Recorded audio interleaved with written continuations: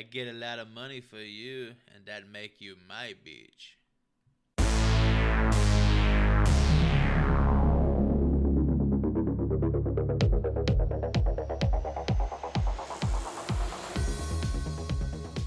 Take a seat and rip open those trapper keepers. I am Chris, a horrible professor, here with my cohort, Mr. Hootie. What's up, fellas? Excited to take my decks today for some gruesome content. That we shall.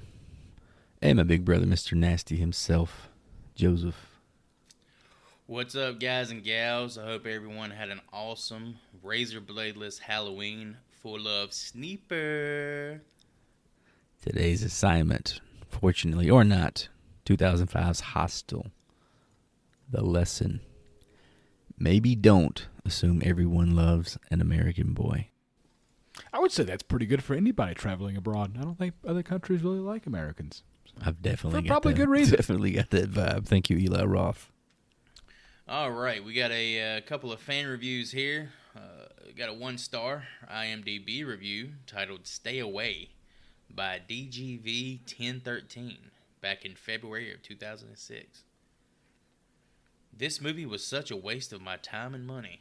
I have always loved horror movies and thrillers, but this was just stupid.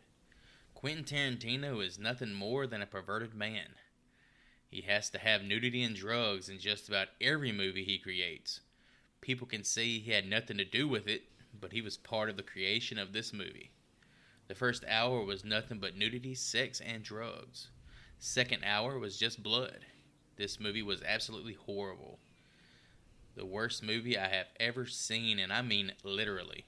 Dude, Where's My Car ranks higher on my list than Hostel.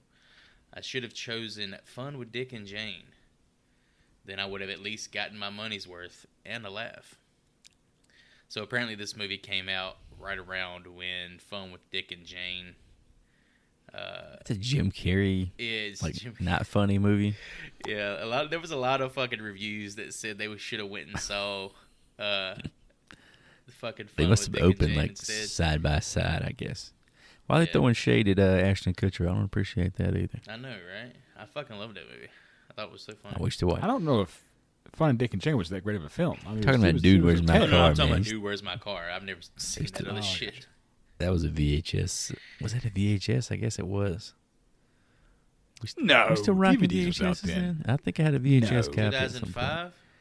I think But that your came out in like broadcast might have had 03. one, Chris. 2005 was right what? there. Xbox 360 and shit like that? It was right there at the turning point. That I was don't know. DVDs, I think. Pretty sure I watched that on VHS a lot. And in contrast, we got a 10-star IMDb review titled Hostel Goers Beware by Bob Gepson -1 -1. Just so we know, this is like the first version. Like there's a -2, -3, -4. This was in May of the first iteration. May of 2006. This was an excellent movie. Anyone who says different either has a poor imagination or lacks the capacity of fear. Having traveled a lot when I was younger and not for one second thought I was ever in any danger. This film is the nightmare of parents everywhere. The flick doesn't take itself too seriously, and as far as I'm concerned, beautiful women in any medium are always welcome, though they do form part of the honeypot trap plot. Don't take your last to watch this, or get it out for a family viewing. Is he talking about his dick? I was going to say, that sounds like genitalia. Do get some beers, lower the lights, and watch it on your own after you've booked a holiday to Europe. It's what I did. Just drinking beer in the dark and watching a horror movie. Nothing like it, man. It's a hell of a Tuesday night, Steve. Or Bob. All right, let's get to the meat in this meat and potatoes salad. Let's talk about the director. Who directed this? Written and directed by jack of all trades. Actor, writer, director, producer. Even did some animation work in the past. You love him, you hate him, but most of all, you envy him. Eli Roth! Your love for this man is just wild to me. Cabin the Bear Fever, Jew, The man. Green Inferno, Hostel Part 2, and the Borderlands movie soon to be released. So, Chris, why do you hate this horror savant so much? I say his greatest contribution to cinema was acting in a Quentin Tarantino movie. The Bear Jew, it's a great character. Bear Jew. I will say I've reassessed him upon this viewing, so it's so funny. I'll speak to my overall feelings He's later. been anointed by several That's like I think what annoyed me about him in the horror space. I think Stephen King likes the guy. Obviously, Quentin Tarantino likes the guy. They said he was the future of horror after Cabin Fever. Cabin Fever was great, man. I don't know why everybody there's it so was many people fine. that talk shit about that fucking movie. I love that. It was fine, but he got the whole red carpet treatment that later on, Ari Aster just got this a few years ago, understandably. And I've seen legitimately good people come out of the horror industry, and he was not a wonder kid, and that's just kind of how they presented him. He was the first one of those that I recall, at least, when I was a teenager. He comes across to me as a guy who's really good in a room with other people as far as selling himself. Oh, he's super charismatic. Yeah. He's definitely, like I said, I think that's what makes him, he's probably the best. Let's think about this, directors who act. At least in the horror genre, he's probably the best. He's not better than Mel director. Gibson, Chris. All right. Let's not talk about Mel Gibson as a director. Don't you ever besmirch the name of Mr. But it's Gibson. rare for you to see a fucking Mad director Max who's you're a talking about legitimate there, buddy. character actor. Tom Hardy's Mad Max, but I'll go ahead. Sorry, no. Tom Hardy made the best Mad Tina Max Turner movie. was in it. Go ahead. You were out of your fucking mind Tina right now. Turner and Fury fucking Road is not Mel better Gibson, than... Get out of here. bro. Come on. Come at me, dog. Fury Road is better than Road Warrior? Yes, it is. Or Mad Max. I'll give you Thunderdome. Everybody will give you Thunderdome. Thunderdome. Thunderdome's fucking trash. I really like Road Warrior. I didn't care for Mad Max. I didn't get it. Just walk away. You could put it into all this. Just walk Toe away. cutter. It was too Australian for me, man. I just didn't get it. Too Australian. Well, shout out to Australian listeners. This guy fucking hates you. Fury Road is fantastic. You've contributed one of the greatest movies ever made. We appreciate you. All right, and since this is such a gore-filled, especially the latter half of the movie, I wanted to give a special shout-out to special makeup effects, designs, and created by credits, as they go to Greg Nicotero once again and Howard Berger, both working on quite a few movies we've discussed over the past year. They a big part of why I enjoyed this movie when I was younger was the gore effects. So yeah, props to those guys.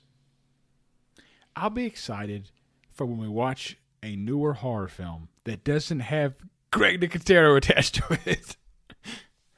I'm more shocked when he's not listed as the guy at this point. This film knocked out The Chronicles of Narnia out of the #1 spot at the box office, which I thought was fascinating. At that. Is this the first one, The Lion, Witch, and the Wardrobe?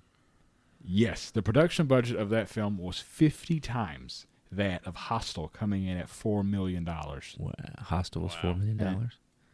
And it earned $20 million its opening weekend alone. So one thing horror can do for the industry, man, they can almost always turn a profit. Another note that I had, which I wanted to do some research on, because this film really created something in the 21st century that others took on themselves, was this movie was part of the horror subgenre known as splatter film, a term coined by George A. Romero to describe 1978's Dawn of the Dead. However, critic David Edelston labeled this film torture porn, thus coining the term used for splatter films in the 21st century. Torture porn was then retroactively applied to earlier films like Saw. Saw, right. Because this was the year after Saw, the first one, right? Yeah, 2004 was the first Saw. Yes, I think the critiques I heard around it were essentially it was cashing in on all the money Saw had made the year before by delving into the torture porn, which I feel like has been part of the lexicon of pop culture ever since. As you said, it was coined, I guess, in 2005. My question for you two is, why is splatter film so loved? You know, the George A. Romero was with Dawn of the Dead and the ones that went after that. But torture porn is hated by almost anybody who talks about it. Nobody ever says, "Oh, I love torture porn films." Joey probably does, but most people don't. Oh yeah, he's getting it tattooed on his face, just like Post Malone. Torture porn. I think if I had to guess, it would be that stuff back in the 70s you're talking about, splatter film. You said splatter film? Yes, splatter film. Is less realistic. Maybe that's why it's not as... You're talking about Tom Savini's like gray and blue faces. Right, yeah. It's like more, like, I'm going to say cartoonish, but it's less... It feels less real almost. It's like you're watching a stage production of someone, with the super red blood. I think about Suspiria and stuff like that, It's like a disconnection from reality as opposed to the stuff you see in these movies and like the Saw movies is pretty freaking real looking, It's like, it makes me cringe more than any kind of like, I don't know, any kind of injury somebody sustaining in some of those like older exploitation type movies. Yeah, because in those films they had limitations, so you didn't always see the super graphic stuff. Right. In this film, it just goes full throttle. Yeah, they can literally zoom in on someone's like a tendon getting cut or snapping, and it looks exactly like it would happen. I guess I recoil more watching this than I would against, like I said, some of the cheesier effects. I think people's sensibilities have changed. Like, people are much more sensitive to like violence and or overly done violence, I guess, in modern cinema, just as much as they're much more sensitive to like like social indignities and such. I think it's the same thing. I think it may have been also attributed to like the wave of serial killers we had in like the real world in America in like the 80s and early 90s. It's kind of the peak of all that, Yeah. Like this stuff began to feel real because it was really happening. Jeffrey Dahmer was eating people. Speaking of Jeffrey Dahmer, I recently went to the North Carolina State Fair. Yes. This past weekend. Was he there? There was a haunted ride there. Like the pop-up haunted ride. Yeah, A little car and it goes through there. There was a picture on the front of the building, like before you get on the ride, of like all these horror, like at Pennywise and, normal people. There was this whole section of BTK, Jeffrey Dahmer, and Ted Bundy painted on like the side beside Michael Myers and Pennywise. I was like, what the fuck? Yeah, man. It's like they're bridging that gap between like these horror franchises and the idolatry of these real world sick people. That's kind of fucking disturbing for me. Yeah, I got a little unsettled. Like the series on Netflix now, it's like it's based on a real story. It really happened. It's a real man. But when you make it a 10-hour miniseries like that and somebody's portraying him, it kind of becomes like a movie character in a way. It's different. Yeah. It's different times, man. That's the real issue there for me. Yeah, because if a guy walks around with, like you said, a Pennywise tattoo, you're like, oh, this guy loves horror movies. If he's got a Jeffrey Dahmer tattoo, it's a little different. A little different expectation. Maybe step away from that man.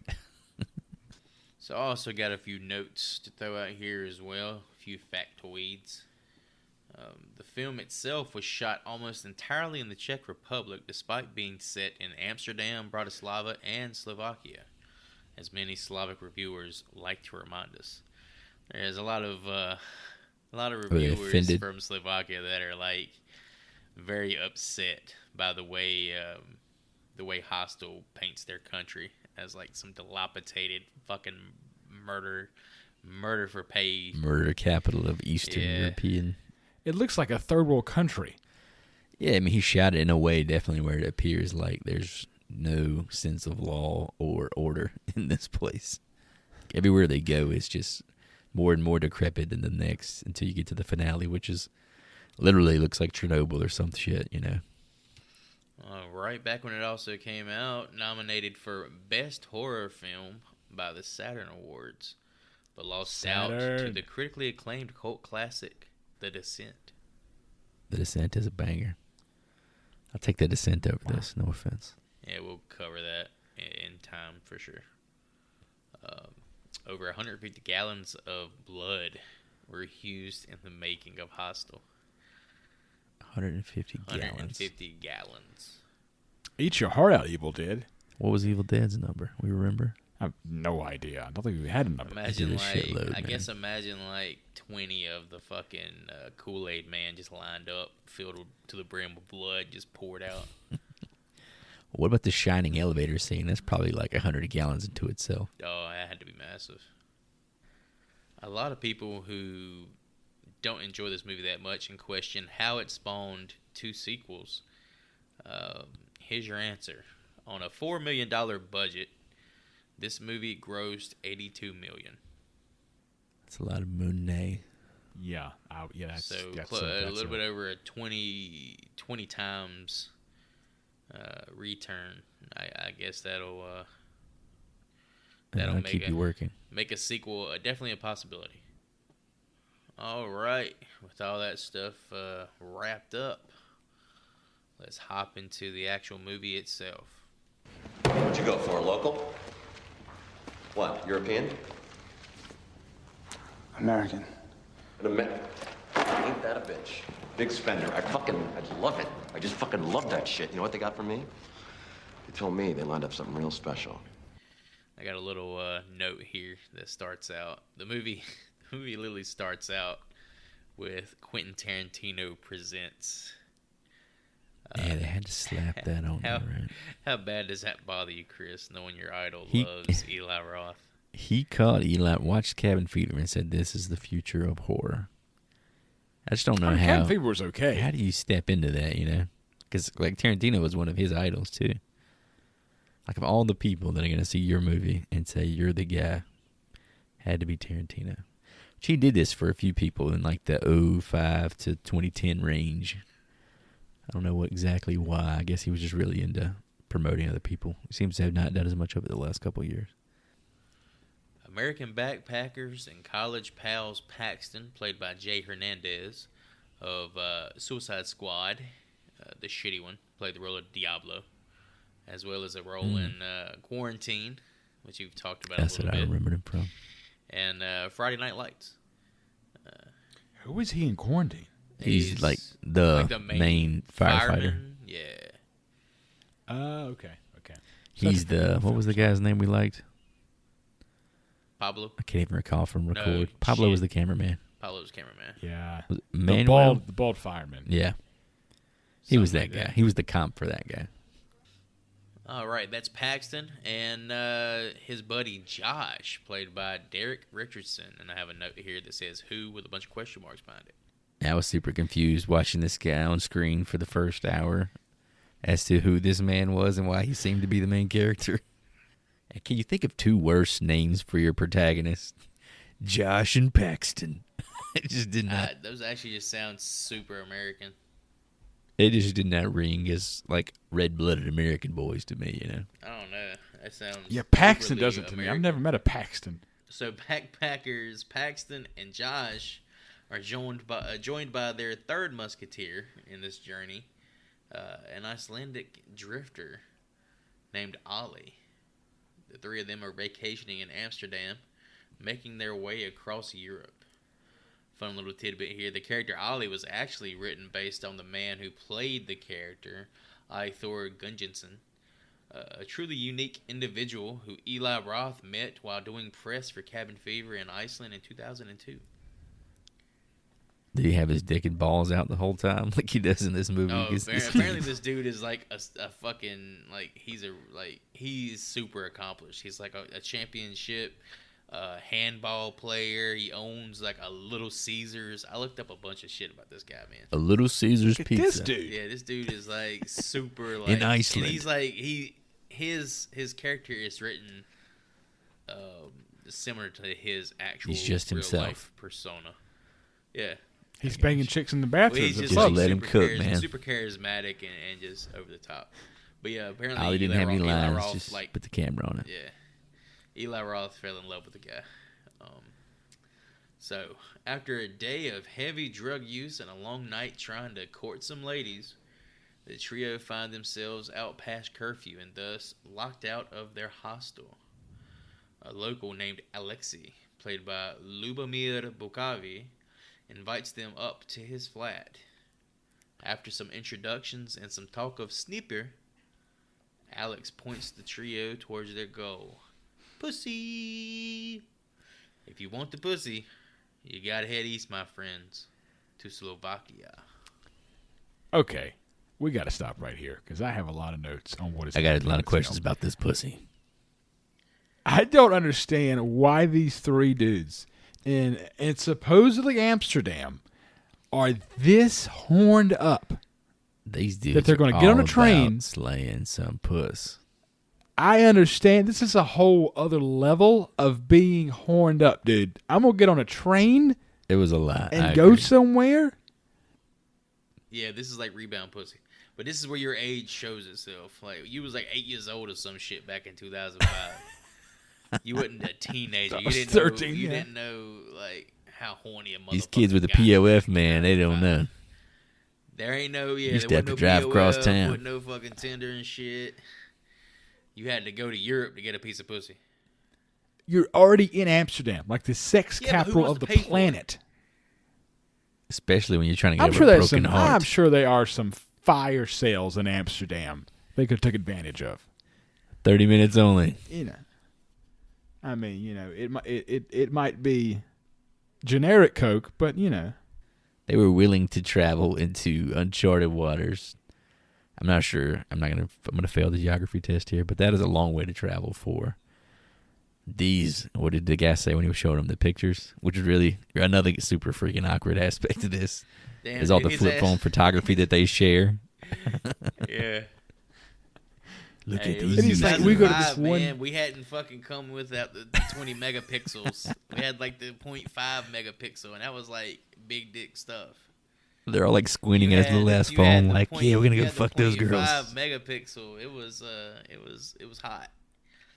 the whole concept, because for one, if the audience hasn't seen this movie yet, the dude is a pretty gross looking dude, and he's like, this one town by train ride is just full of American women, just like packed to the brim. I like how you say just train ride. I actually got interested, and I did a little bit of like geography search for how far it was to Bratislava from where they were.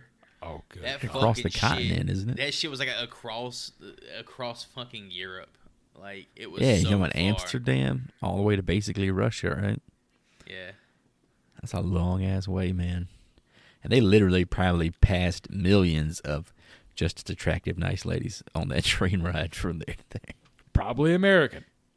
I know. I mean, this is again probably a dated thing. I don't know if this is intentional. I feel like having watched the movie, it may have been, but these dudes have some pretty anti-gay slang to throw about when they discuss anything in relation to one another here.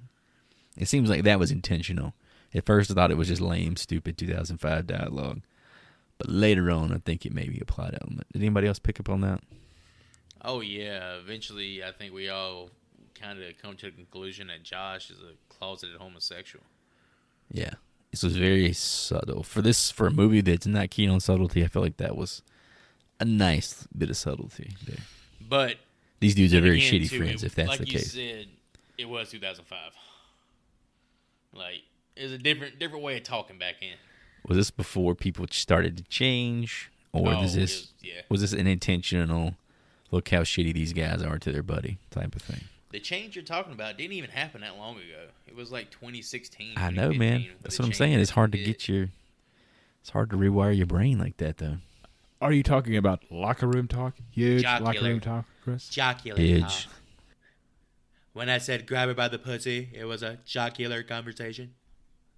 When I was there, I had my jock strap on my shoulder, my big fat schlong hanging out.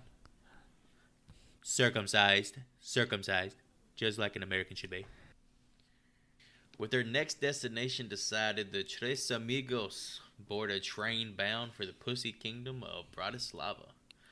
After some thigh fondling of Josh by a random European dude on said train, and a depressing taxi ride with an actually drunk taxi driver that takes them by some of the beautiful plastic factories of Slovakia, the three finally arrive in a picturesque town. Inside their sweet hostel, they meet their roommates, a couple of Euro hotties, Natalia and Svetlana, played by, and I'm going to butcher these names, Barbara Nedahakova of Shanghai Nights fame, and Jana Katarabukakova, respectively. Jesus. Later that night, the fast friend quintet dance awkwardly to Slovakian hair metal from the late 80s. Taking the party to the next level, the girls ply the guys with some Molly. Overwhelmed by all the feminine attention, Josh reverts back to his beta cuck ways and heads outside for some quote-unquote fresh air. Josh hits his inhaler, filling his pathetic weak lungs with that sweet, sweet albuterol, just as a gang of preteens approach, demanding money and cigarettes while brandishing pipes and broken bottles. Before the ankle biters can exact their toll, a familiar voice draws their attention and pays them off. It's the Dutch businessman from earlier that groped Josh, and he's here for that other thigh.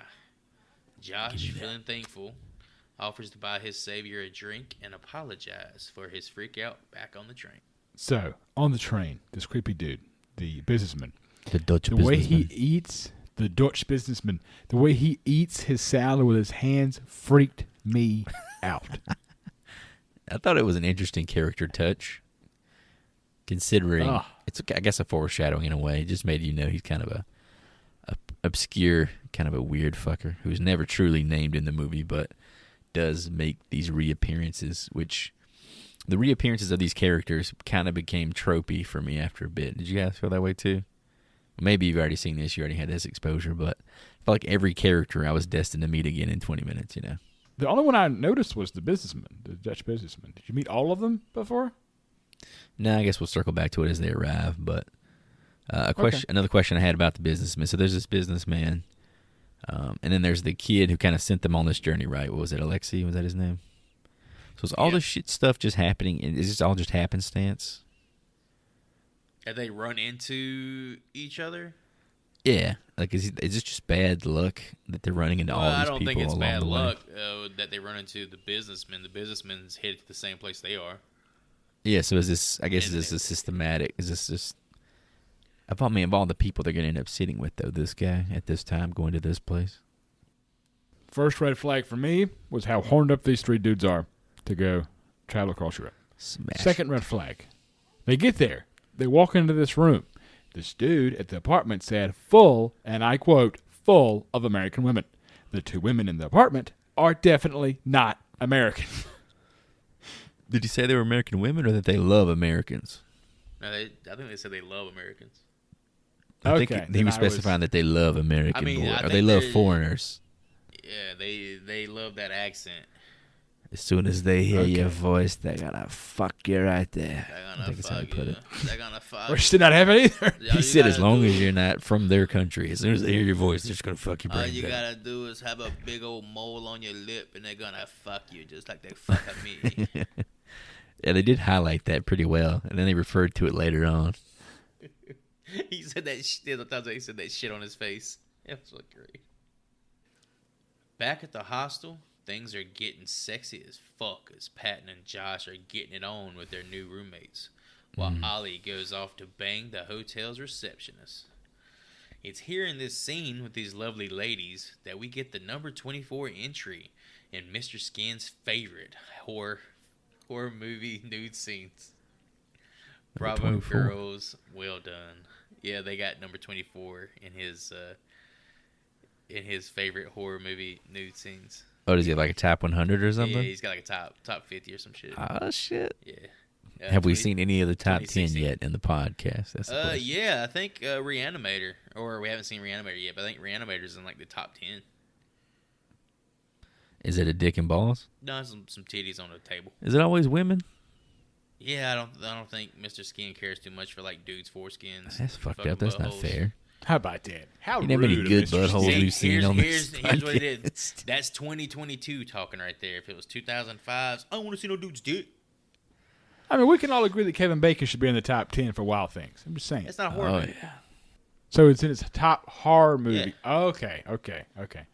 Nice. So it's particularly this sex scene we're talking about where they're Oh yeah. sharing a room and kind of both Kinda fucking. riding men, kind of winking at each other while they're doing it. That was pretty Oh, sexy. this is the scene, buddy. This is also Kind of awkward to see your buddy laying there with you, but This is, two women this, were is, hot. this is also the scene that I infamously recorded illegally on his phone. I remember at the this. theater on my brand new Motorola Razr back in 2005. Man, I was such a fucking rebel and a badass back then. I remember you trying to show me this on your phone, and the quality was so god awful. I was like, I don't even know what the fuck we're looking at, man. It was good enough for me. Didn't you pay like $300 for that Motorola Razr? $700 for that thing.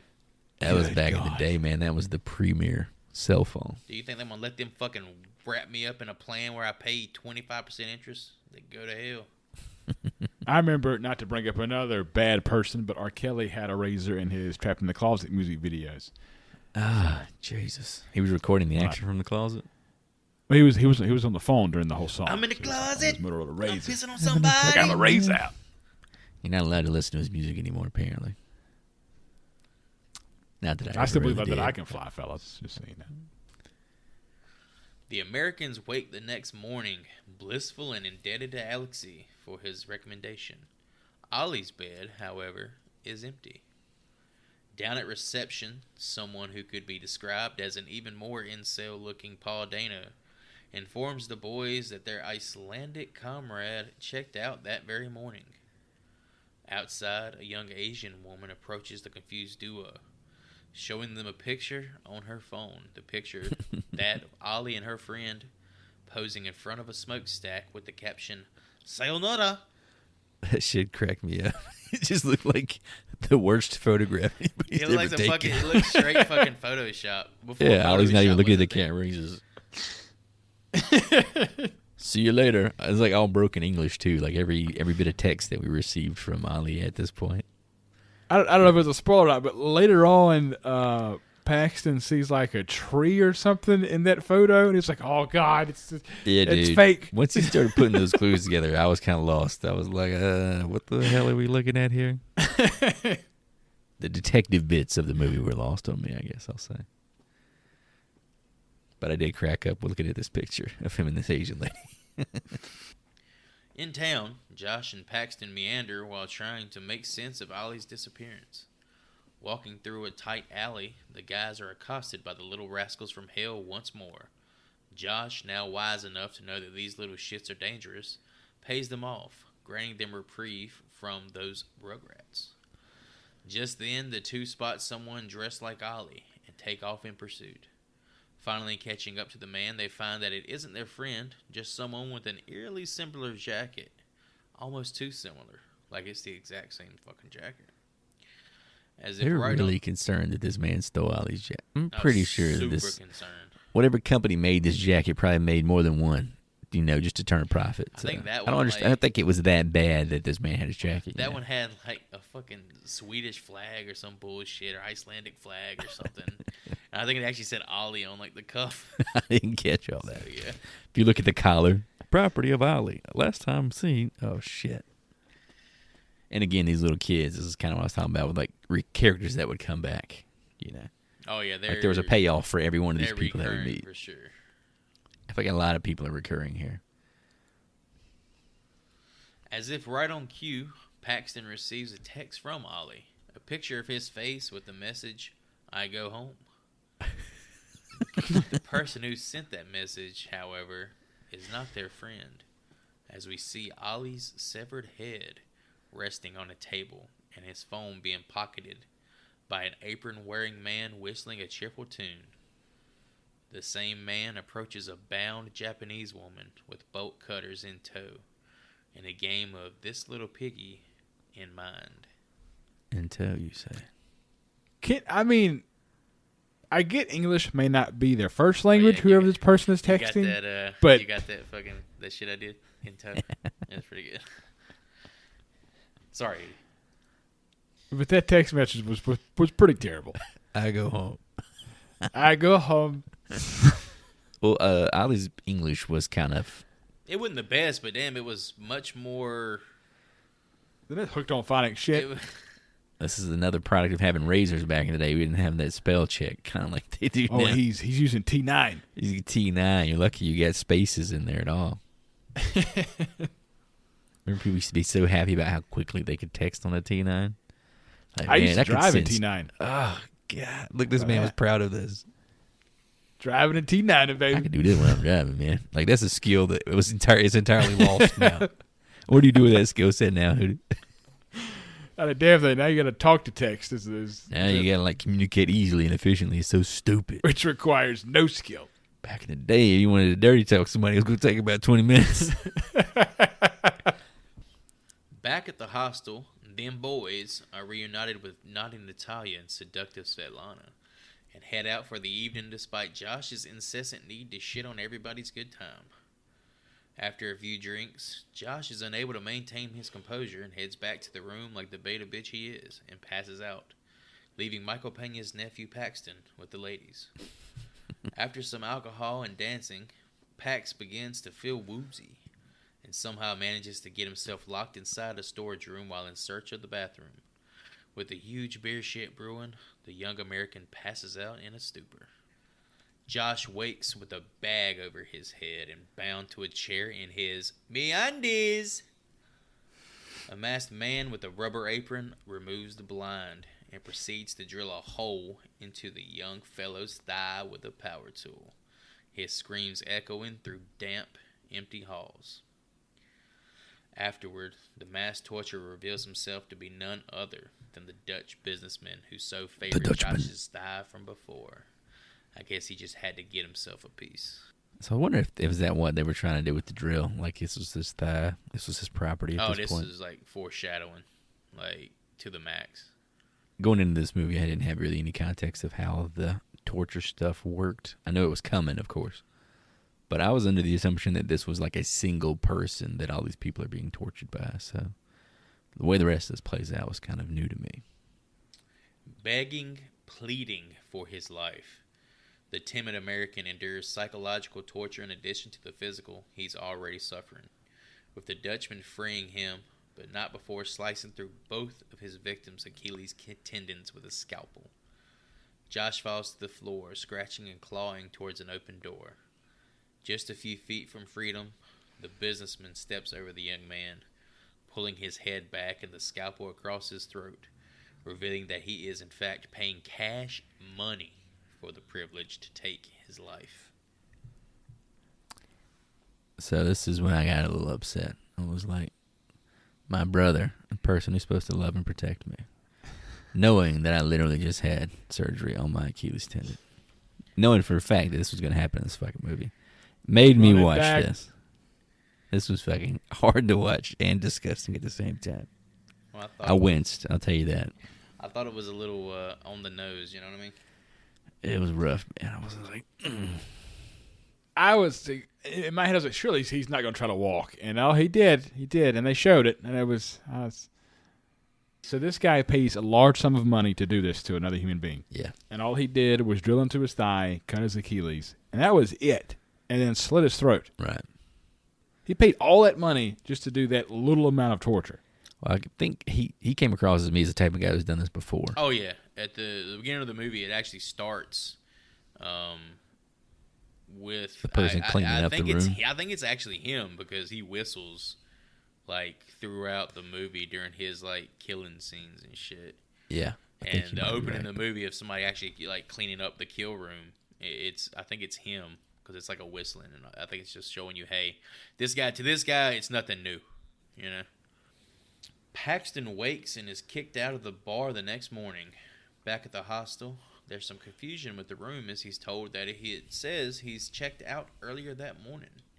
Befuddled, he is given another room, and just like something out of the fucking Twilight Zone, runs into two hot European roommates in states of undress, just as he did with Natalia and Svetlana earlier. Unable to find Josh, Paxton walks the grounds and sees a peculiar sight in the distance, the exact same smokestack that Ollie and the Asian girl posed in front of. Preoccupied with staring at the phone, or at his phone, he's caught off guard by the stampede of tiny baby feet as the gang of children rush by, snatching his phone in the process. Unsure of where to turn, Paxton files a report with the local police, who assure the American that his friend will turn up, and his best bet is to stay at the hostel in case they come looking. On the way back to his room, Paxton finds the OG Euro hottie Svetlana and Natalia, who claim that both Josh and Ollie are together at an art show. Paxton, now even more confused and worried, demands to be taken to this show, and Natalia obliges. Yeah, I thought it was kind of funny that as they're walking out, the two new women that were in the hostel, they even had this same bit of dialogue for him while he's walking in. So we're about to go to the spa. You should join us. To be a fly on the wall in that room. Oof. A car ride later, they arrive at a dilapidated factory, that familiar smokestack towering above. Outside sit several expensive cars surrounded by men of an obviously rough nature. We also get a little cameo over here by Takashi Miike. I think I fucking butchered that last name. Takashi Miike. Director Is this of... the fellow walking out with the sunglasses? Yeah, it's the Asian guy. He was the director of Audition. Oh, nice. And Ichi the Killer. Oh. Audition. I fucking love that movie. That's definitely high on the list of what I'm going to be picking here soon. And what is that, Chris? What is that? It is torture porn. Artistically done Artistic. torture porn. Highbrow Oh, torture excuse porn. me. Highbrow, slow burn Sophisticated torture porn. torture porn. Fucking elevated horror bullshit. You can torture porn me all you want. Just slow burn it. You can't front load it and then middle and back load it with torture porn. if you get me going for an hour and a half. Hey, you talking I'm about all fucking about that slow build burn? up and that release, This man. movie is fucking slow burn. I appreciate it more than I thought it would. The first half of this movie plays like that movie Euro Trip. I forgot to mention it, but the women are very different now. Like Natalia looks like They look like they spent homeless. some Looks money on rough. drugs. Yeah, they like look they've rough. been getting high or something ever since they got off the clock.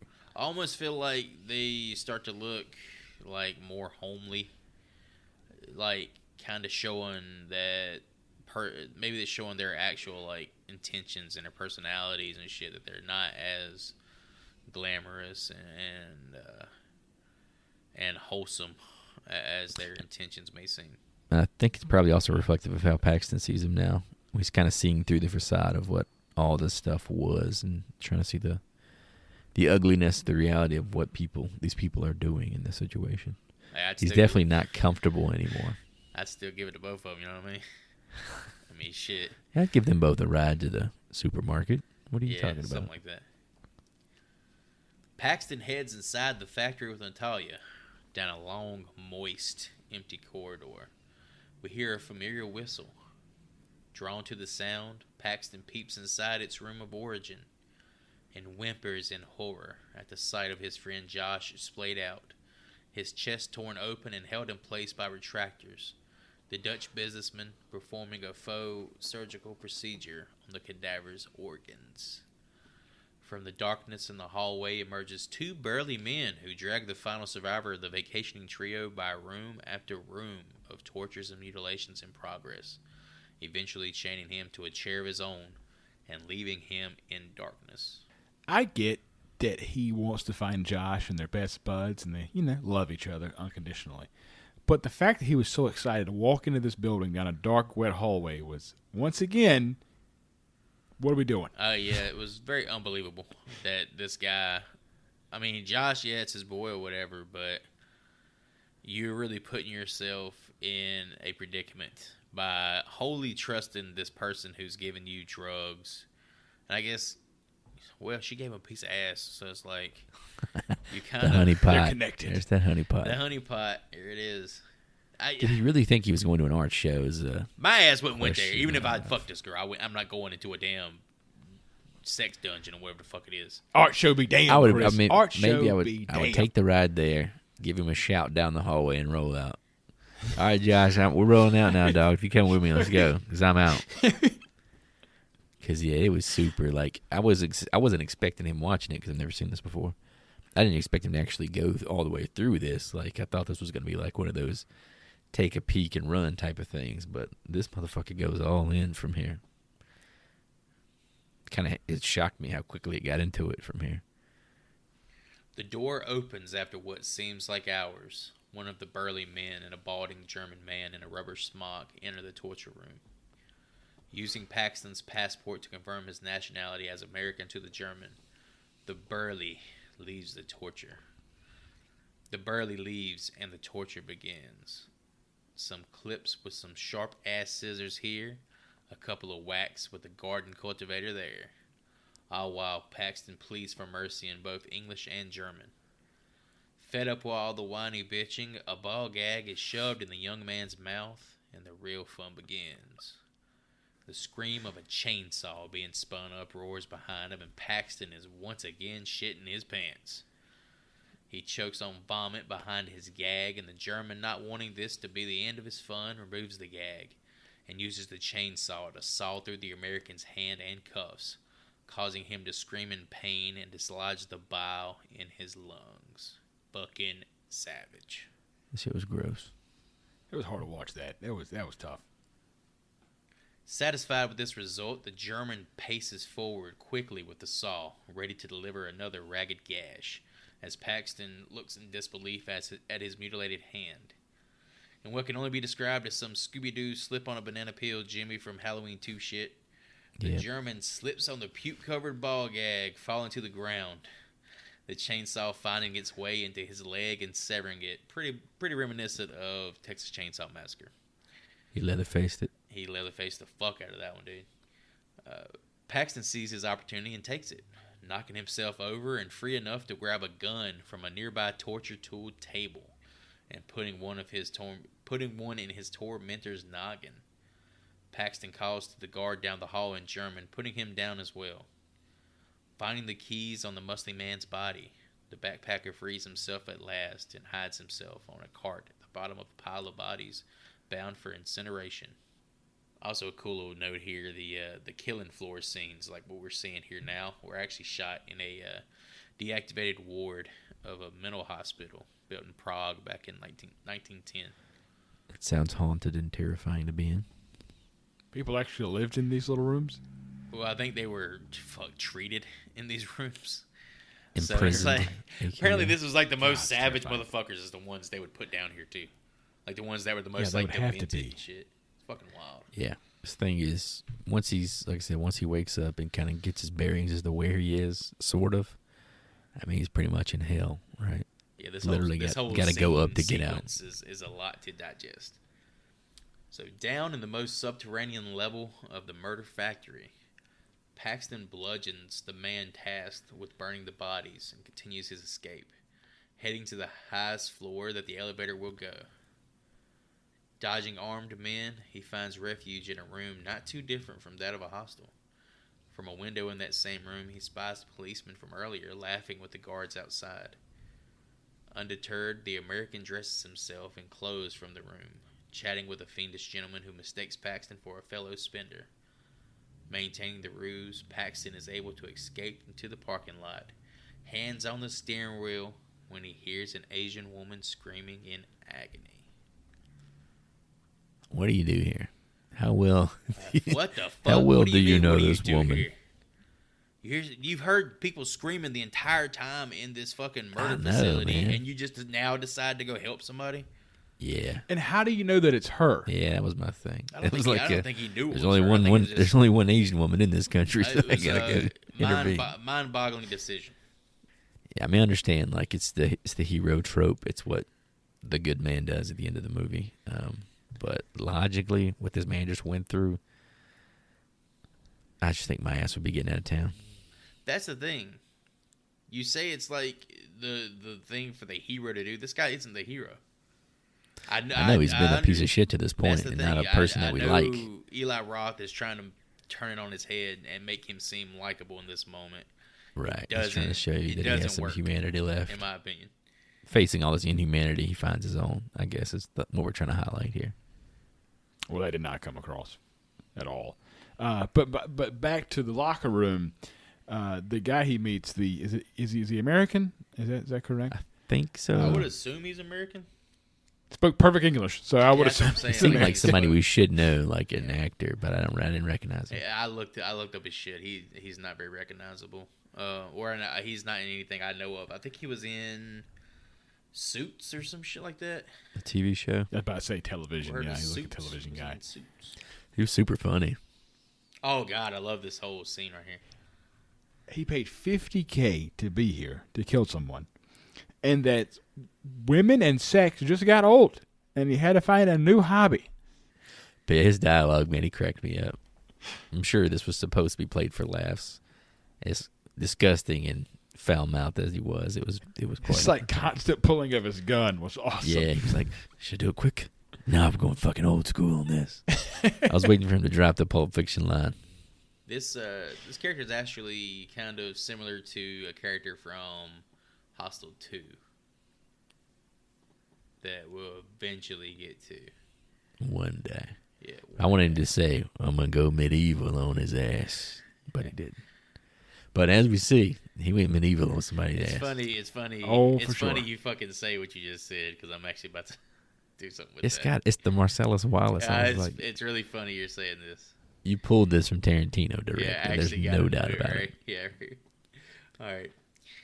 Unable to convince himself to leave, he returns to the torture ward, discovering his newfound big money faux friend going to work on the young Asian woman Kana, played by Jennifer Lim, from the hostel, with a pair of pliers and a blowtorch. Her right eye dangling from a scorched socket. Paxton dumps the remaining rounds from his gun into the sadist and frees the girl, but not before removing her eye in an attempt to stop the pain. Several guards, now aware of Paxton's escape, swarm the grounds, attempting to locate the injured duo who flee on a stolen car toward a train station. The cutting the eyeball off and the yellow pus squirting out. Yeah, it's Man, not for that me, was man. tough. So fucking good, bro. This Oh, shit is God. not for me. That's straight out of Evil Dead, man. Whew. Evil Dead made it fun and campy and, That's not Man, real. You take the camp out, you make it look like it really happened. Is that what's supposed to? I don't even want to know, but as it was happening, I was like, is this what would happen if you did that? I loved it. With pursuers close behind, the lone survivors take off through a street. In a turn of true karma, Paxton runs into yet another set of friends from earlier, Natalia, Svetlana, and Alexei. And that runs in both literally and metaphorically as he barrels into them with his car. Got that ass. Further, that and then the fucking car behind, like, totally flattens this bitch. It's over. She may have Yeah. survived the first hit, but that second hit turned her into damn... I thought that was him squishy. turning around. Was that not him doing running back that over? was the fucking guards that were chasing him. Oh, I took it as him. She was getting up and she looked I up. thought he did a she hit the Yui and fucking came tire. back for her. Either way, just desserts. There you go. Further down the road, we once again are stopped by the Rugrat gang, who Paxton barters with to stop his pursuers and beat them to death with rocks and pipes.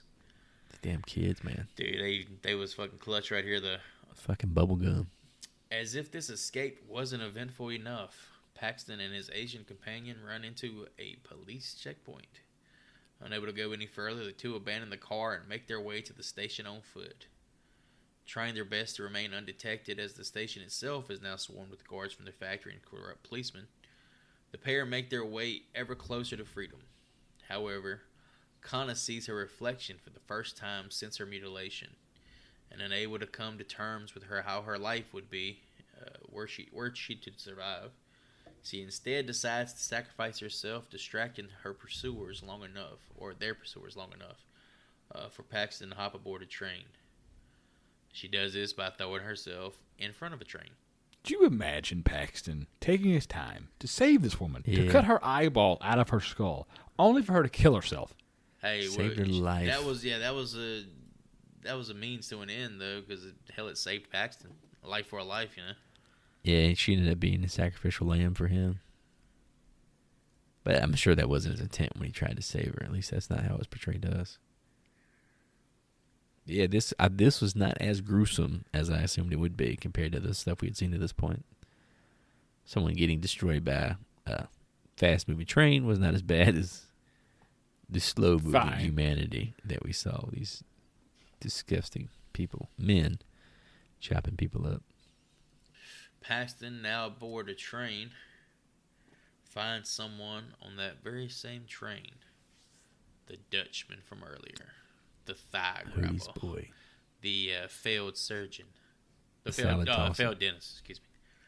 That damn Hermie. We get to meet him again. He's eating salad with his fingers again. The chicken and the lettuce. Oh. At the next stop, Paxton follows the man into a bathroom where he gives him a taste of his own medicine, hacking off a pair of his fingers with a scalpel and slicing his throat, leaving him to bleed out face down in a toilet bowl. Paxton boards the train once again with the rest of his 8-finger life ahead of him. Thus ends Eli Roth's Hostel. All right, so I totally watched a different version, I guess. I didn't get that ending. I totally watched a different version as well. You watched Director's the cut? director's cut.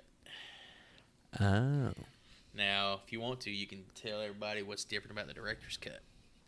So what I And saw I'll tell was you why it was changed in theaters. same setup. Paxton follows the Dutch businessman towards the bathroom and actually goes in there after him. And we stay on the businessman. He turns around. He sees the scalpel that Paxton was holding on the counter. And he had a little girl with him. Was the little girl not in the version you watched? Mm-mm. So he had his daughter with him, a daughter he had alluded to earlier in the movie. She went to the women's. He went to the men's. He comes out after seeing the scalpel, goes into the women's, can't find his daughter. And then we cut to Paxton on the train. He's kidnapped her. He's covering her mouth as they ride away, presumably taking her away from him to fuck him over, and I assume to save her, to get her away from this madman. Which is a weird ending because you're kidnapping a child. Yeah, it was one of those, like, I guess it probably didn't test well. That's probably why they switched it to the didn't revenge, test well I bet. at all. I bet the revenge one was more satisfying. I'm going to watch it on YouTube now. Yeah. Just to see that motherfucker get his. The way he actually takes this guy out is pretty badass. It's definitely worth a watch. So it's just straight revenge, and then straight Paxton revenge. leaves, and that's it. Yeah. Much more satisfying to, a general audience.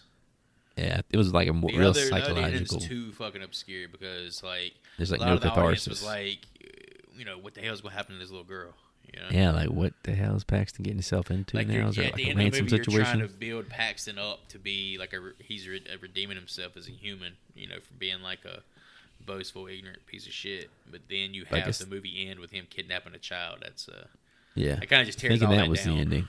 I assumed he was like rising above the violence they were committing to people and using full-on psychological torture against this guy. That's the only thing he cared about was his kid, right? He mentioned that earlier in the movie. That wraps her up, boys. Any wraps her up. memorabilia you want to take home from freaking Hostel? Who do you want? The I'll go two first. fingers. Let me knock this out. Yeah, 2 fingers is pretty dope. The horned helmet that Paxton temporarily dons during his escape. That shit's badass. But don't call me Genji Baratheon. You know what I'm talking about? Oh yeah, get him, Arya. I think we're all gonna say the same Well, shit. Everybody excited. It's the only piece of this whole fucking movie that somebody would want is that bull helmet mask That's just thing dope. that Braxton wore. Yeah, I said the metal bull helmet because it just looked cool. It was Yeah. very it had some iconography to it. I thought it would be in more of the movie because for some reason in my head I had the image of it from somewhere. But yeah, it's just kind of a prop for 30 seconds and then dismissed on the ground. But it does look pretty fucking cool. It's a hell of a prop for the short amount of time that they actually used it. Yeah, so I was hoping he was going to like run around goring people and shit with it. That'd have been cool. All right, boys, it's time to punch in these letter grades. Heard y'all let you get us started since you didn't choose this bad boy. All right. So 2005's Hostel is a movie that I watched when it came out with my mother, which was a terrible experience. So very, very awkward sitting for me when I first Do you want some more got to view popcorn? this film. Mom, what is Yeah, I got to view this. sneeper, Mom? What is sneeper? I mean, it was... Can we get more butter on the popcorn as the eye was gushing? Oh, it was awkward. The lady's just pulling her titties out, and I'm just, Excuse what are me, those, ma'am. Mom? What is that guy down there with the razor recording? But from what I remember, I did not like this film. But on a rewatch, I was shocked. I actually enjoyed it. The gore was a lot, and it was hard to watch. But I think it was just enough to where it was okay for my taste. And I think it was a solid rewatch for me. And with it, I would give it a solid B. Shocktober is in full effect. Shocktober's in full effect, baby. So I was dreading this movie, and I intentionally held off from watching it until the last possible moment, which would have been last night. I don't dig torture porn or Eli Roth in general.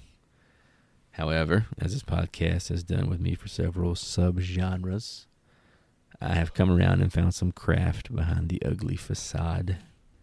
The setup here was not great. There were some bland-ass characters with some shitty motivations and some lazy-ass dialogue. But the idea behind is unique and terrifyingly possible enough to serve its brief runtime. We need more 90-minute movies in the world, people. The movie played with more restraint than I expected, honestly, particularly in relation to the gore. And for that, I hand Mr. Roth a C+. All right, I saw this movie as Hootie did in theaters back in 2005, and I loved it. Same theater. I think I saw it in Brassfield. Is Brassfield still around?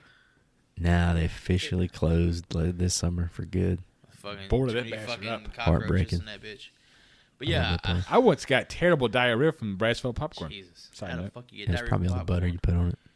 I don't Butter know. was rancid. Eyeball butter. Yeah, I saw this movie in theaters back in 2005, and I loved it. As a horny teen, titties and gore just spoke to me. Revisiting the movie almost 20 years later, it doesn't quite hold up to the praise and admiration from my earlier years. While I do enjoy the horrifying premise, the gore, the atmosphere, the dark humor, the American Werewolf in London style first half, these characters are just downright unlikable and make unbelievably bad decisions throughout. I mean, I guess that could be commentary on stereotypical Americans in foreign places in general, but it just doesn't make for compelling cinema. Yeah, it's a decent enough twist, having the brash, ignorant Paxton character as the lone survivor and kind of redeeming himself in the end with the theatrical release anyway. But being detached emotionally from these characters for a majority of the film, for so long into the movie's runtime, it takes its toll. In summary, Hostel is a grisly movie exploring the depravity of human nature, chock full of creepy, unsettling atmosphere, with characters that make it hard to care one way or another about their grim ends. And that indifference, it makes me feel is a big reason I give 2005's Hostel a C. Damn. You don't do Did C+. he just say a C? It's a C movie. It's a C movie.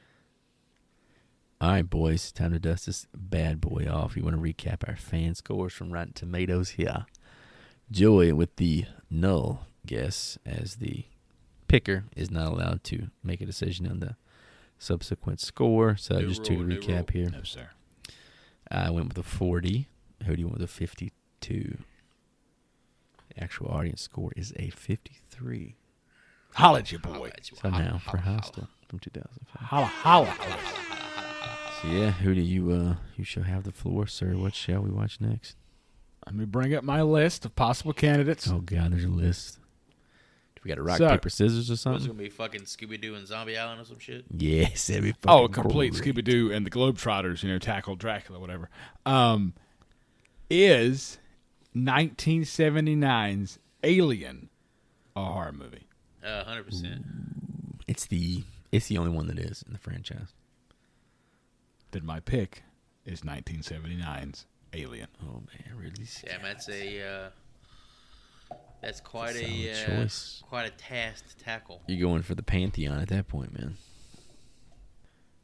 All right, folks, I'm pulling up the trailer for Alien on YouTube. If you want to tag along, you can play it there as well. All right, here we go. Space. This is right after Star Wars. Look at this trailer. So exciting. Looks like space to me.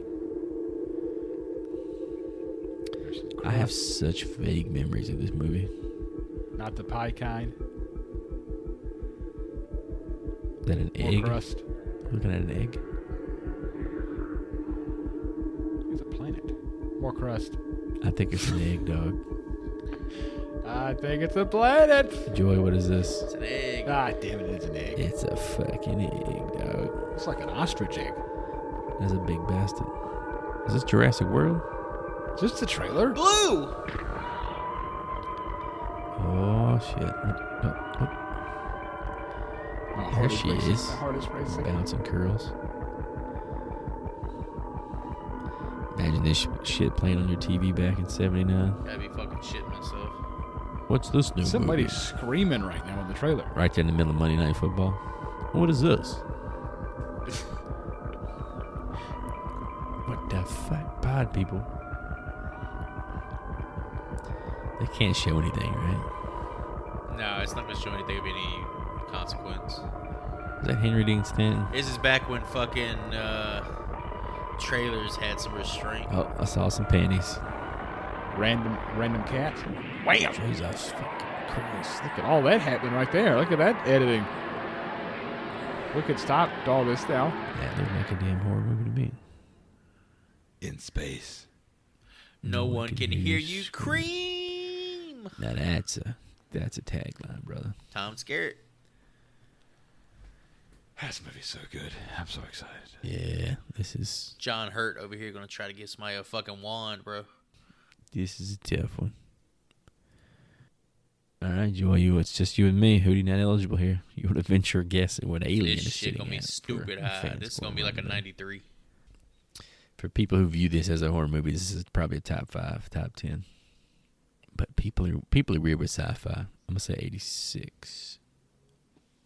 Alrighty, folks, thank you for listening. Check out the website, horriblefilmschool.com, to find us on all podcast platforms, as well as links to all the social outlets. And give us a follow, leave a review, send us some European train tickets. I'm going to offer my support to women torn between sporting a monocle or an eye patch for the rest of time. You are beautiful. Eyeballs be damned. As always, if you are hearing our voices, tell at least one person you know. Spread the love. Spread the campaign. Come hang out with us on Instagram. Check out the merch store. All the stuff attached. And I'm going to go pull out my Ticket to Ride European edition and get some PG fun in Europe instead of this torture porn bullshit. And I'm out. Thanks for the likes, follows, listens, shares. We appreciate your time and your attention as always. Join us for our next episode where we discuss and discover 1979's Alien. See you in the next one. Class dismissed.